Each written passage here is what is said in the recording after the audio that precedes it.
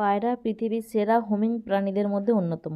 পায়রার অসাধারণ দিকজ্ঞান সম্পন্ন, একবার যে জায়গা থেকে ছাড়া হয় 1000 কিলোমিটার দূর থেকেও তারা সেই জায়গায় ঠিক ফিরে আসতে পারে। এই জন্য অতীতে বার্তাবাহক হিসেবে কবুতর ব্যবহৃত হতো, যাদের বলা হতো হোমিং পিজন। পায়রা মানুষের মুখ চিনতে পারে। গবেষণায় দেখা গেছে পায়রা মানুষের মুখের চেহারা আলাদা করে চিনতে ও মনে রাখতে পারে।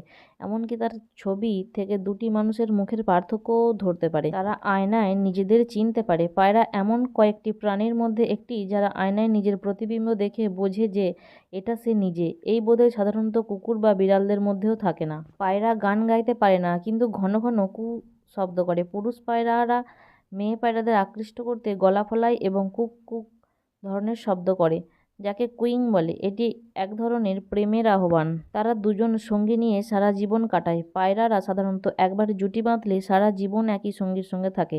এ কারণে অনেক সংস্কৃতিতে পায়রা প্রেম ও বিশ্বস্ততার প্রতীক। পায়রার দুধ থাকে। পায়রা তাদের ছানাকে খাওয়ার এক ধরনের ক্রপ মিল্ক দিয়ে, যা তাদের গলার একটি অংশে তৈরি হয়। পুরুষ ও মহিলা পায়রা উভয়ই এই পায়রা দুধ তৈরি করতে পারে।